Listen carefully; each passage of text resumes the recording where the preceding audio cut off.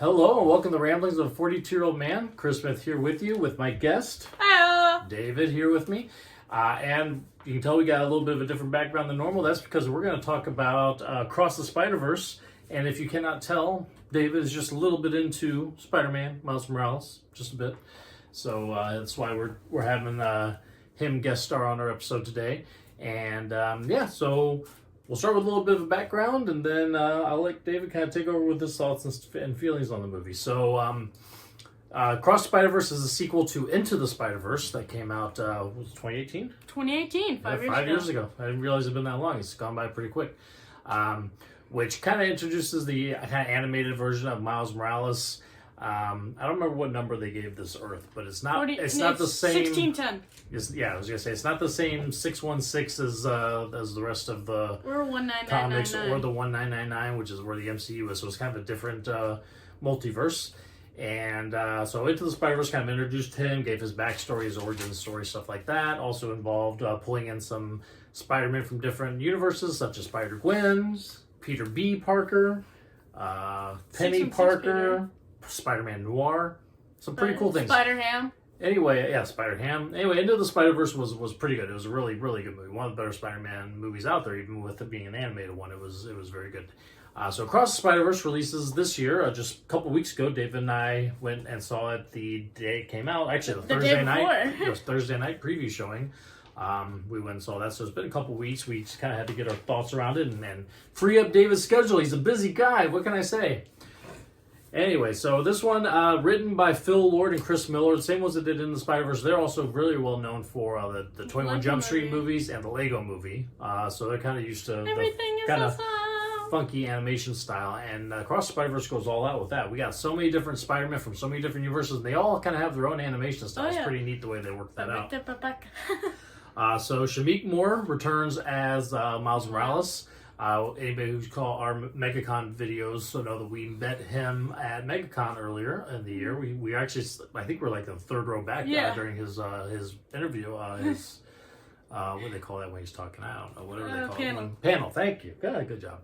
And so we got to see him there. And Haley Steinfeld is Spider-Gwen.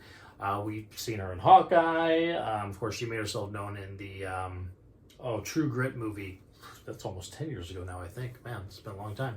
But I've seen her a lot. She was in the Bumblebee, Transformers movie stuff. She's been all over the place. Peter B. Parker returns, played by Jake Johnson from New Girl. Love him quite a bit. He was also in Jurassic World. I didn't see Spider-Man Noir in this one until the very end, and we'll get to that. I think he'll be back in the next one, which of course is Nick Cage playing that, so that's pretty fun. Anyway, we got we got new Spider-Man as well. We got Oscar Isaac. Being voiced by Spider-Man India, Spider-Man 29, voiced by Oscar Isaac. Oscar Isaac was Spider-Man 2099. You have Spider-Man India, and there are hundreds of different Spider-Men out there this time. It is really crazy. Spider-Bite. I can't even say all of them. Penny Parker showed up a little bit in the middle. Yep. A lot of stuff. So I'll just start with just a quick overview, and then I'll let David kind of talk about thoughts and stuff on it. So Spider-Man 2099 has been putting together a group of other Spider-Mans from across the multiverse, specifically to combat anomalies in the Spider-Verse. Pretty much, there's pretty much a set rule of canon that Spider-Man are supposed to go through. It involves their uncle dying or some family member dying, or obviously getting bitten by the spider. There's all these specific things that each of the Spider-Men go through.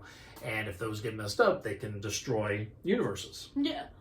And so he's put together this group of spider people to kind of combat that. He keeps saying Spider Society, so we'll call that the Spider Society. And somehow Miles does not get invited to this. Spider-Gwen has, and we get a lot more of her backstory as well with her universe and her father. But Miles has not been invited to this thing, and he doesn't quite know why. We'll figure it out throughout the movie. But anyway, he ends up, Spider-Man comes to his universe, sees him, and then he ends up kind of tracking her back to another, that kind of... Spider-Man India one. Yeah, which is, what was it, Maha something? Yeah, Moonbatten. Moonbatten, that's it. It's kind of like a Spider-Man India world, where they have to battle a kind of multiverse hopping version of the Vulture. He looks like parchment paper. It's very interesting. I don't know what universe he's supposed to come from. Universe. But then he also gets into the India universe, right? No, I think it's Spot in India. Oh, and then we see Spot. Yeah, Spot's going to be the big bad of not only this movie, but the sequel that we will be talking about as well soon. And, or part 2, you can call it. There you go. So yeah, we kick off. That happens. Miles ends up coming with the Spider Society. We kind of figure out why exactly he's not invited. We see some of the things that ends up where he comes up kind of against the Spider Society and has to fight against them. And then he ends up by the end of the movie in an interesting place. Yeah. Let's just say in an interesting place. So we'll pause here real quick so I can start up another video before we get too long. And I'm going to let you run on your thoughts of the movie. Alrighty. So, I have a lot to say. I'm going to make it very quick. I'm just going to say it in 4 words. I love this movie. No questions asked. Mm-hmm. I like this one more. That's debatable. Because the reason why is because there isn't really a closure to the story. It's definitely a part 1. Yes, part 1 of 2 for sure. There's a big old to be continued right at the very end of this movie. Very big. Where I'm pretty sure my reaction was, "Argh!" I didn't want it to end. I didn't want it to end. Yeah. It was long. I think it's 2 hours and 20 minutes. Yeah, it's pretty long, even for a Spider-Man. Although No Way Home was like 2:40, so it's not as long as it. True. Still, one thing though.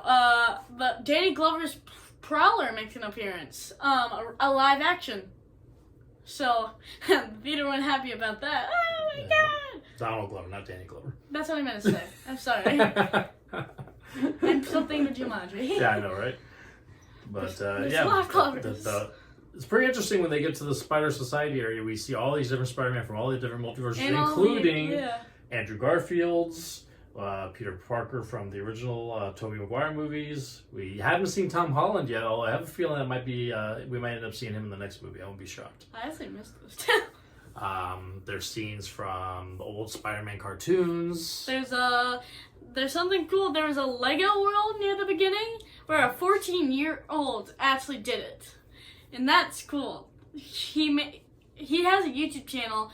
He made a whole Across the Spider-Verse trailer in Lego, so Spider-Verse put him on for this job, and it was really good. Yeah. I like the characters that I like. 1, Miles. Of course. 2, I'm going to say Peter Parker, the Spider-Man India. He's very cool. He's definitely a Spider-Man that hasn't had a bunch of tragedy yet. Yes, he's a very happy Spider-Man. We don't necessarily always get happy Spider-Man. Spider-Man is so easy and shitey. Yeah, he was fun. And then Spider-Punk. Spider-Punk is very cool. Spider-Punk being voiced by... I forgot who it was. Yeah, I was going to say, I knew it, but it's left my head right now. But anyway, very cool. Pretty cool. Very cool guy, very cool character. Very supportive of Miles. Very supportive. Yeah, well, he's rebellious by nature. So, of course, he's rebelling against the society, the Spider Society. When he's trying to go against Miles. When they're going against Miles, he's all about helping them out. So, anyway, yeah, very, very cool job by that. Oscar Isaac's Spider-Man 2099.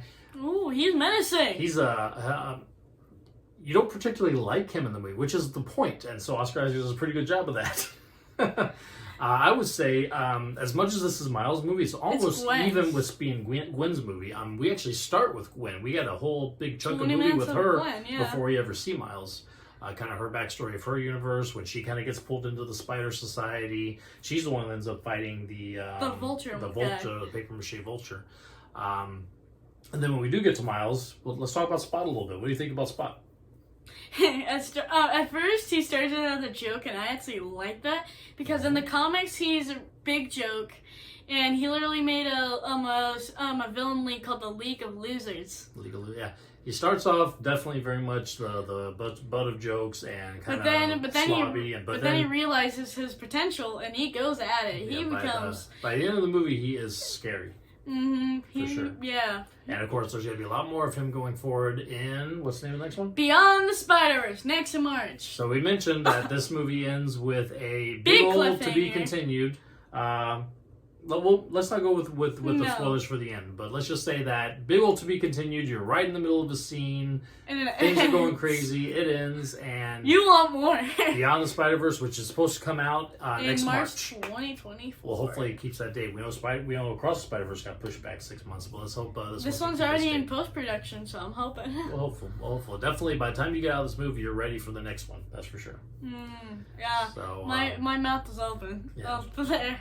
So it's funny. We all went. Arlene, David, Katie, and I all went. The reason why David and I were talking about it is because Katie did not enjoy it so much because she did not like the fact that it did not end. It did not end. That's the only reason why she did not like the fact it didn't end. Yeah, so it's funny. Dave was like, "Oh my god, it's the best movie ever." And Katie's like, when we got out of the movie theater, but. It is true. There's going to be a lot of people that feel like, when you go to see a movie, you expect to see a beginning, middle, and end to it. It's definitely near. It's in the middle. And this definitely that would be my one. Chris, I've seen trilogies my whole life. Man, I grew up on Star Wars. The Empire Strikes Back has a pretty strong cliffhanger ending too, but there is still a resolution to some of the story by the end of it. The Darth Vader and Luke battle happens. There's a resolution to that. This one has no resolution. The whole father part of it, yes, it ends with them needing to go save Han. The final battle with Darth Vader is still upcoming, but there's a closure to that movie.